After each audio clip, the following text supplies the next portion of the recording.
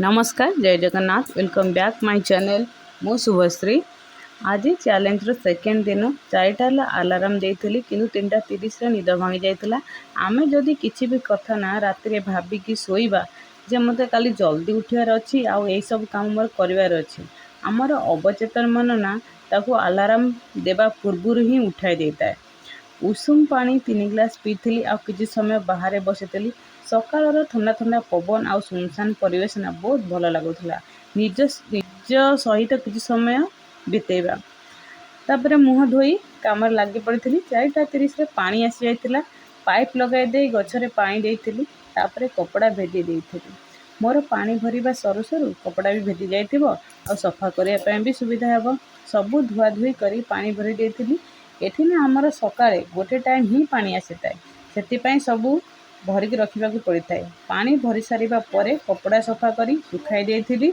सेते बेलकू समय 5:40 हो जाइतिला। मोर नित्यकर्म सारी सूर्य नारायण को अर्घ्य देइथिली आ पूजा करिथिली। किछि समय माला जप करी पूजा सारिथिली।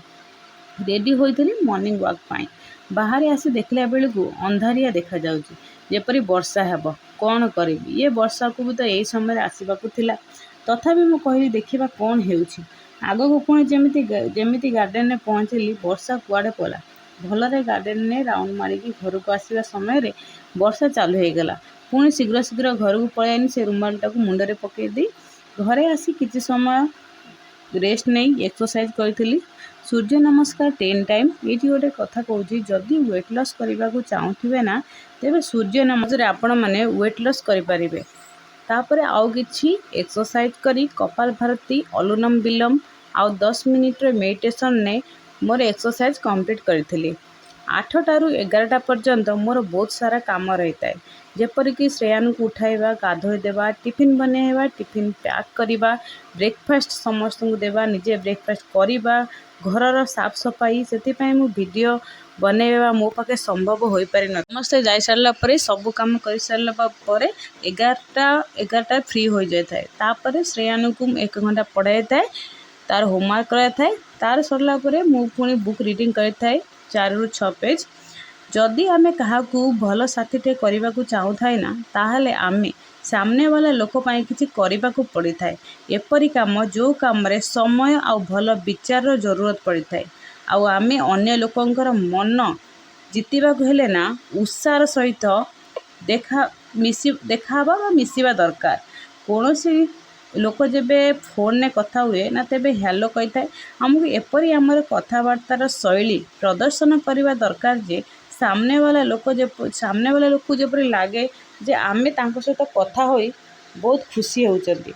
तापरे टू डू लिस्ट रे जो सब काम करि साइथि ताकू सब टिक मारिची। सेते बेलकू 12:30 हो जाइतिला। लेंबू पानी पीथिली। तापर लंच प्रिपरेशन लागी पड़ीथिली। श्रेयान को खुआई मु खाइथिली। आज लंच रे बनैथिली बीन्स भाजी, बुट आउ नाउड डाली सांग को भात। श्रेयान को सुआई मु से 10 मिनिट सोई जाइथिली। तापरे उठी मोर एडिटिंग काम करिथिली, जा कि मते एई समय रे करबा को पड़ते। या भितरे 4टा बाज जाइथिला। Black coffee पीथिली। किछि समय बरफ पानी रे मुंह डुबाई की रखिथिली। एही 2-3 दिन हेयर को कला परे बहुत भल लागुची। आखि भी सफा हो जाइछि आ चेहरा तो आपण माने देखुथिबे। जो जेते ना घरोई ट्रीटमेंट करिवा ना आम चेहरा पाई हो कि बॉडी पाई आमको परमानेंटली रिजल्ट देथाए। घर द्वारा झाड़ू मारी फ्रेश होइगी संध्या देइथिली। तापरे श्रेयान किछि समय पढ़ाई करैथिली।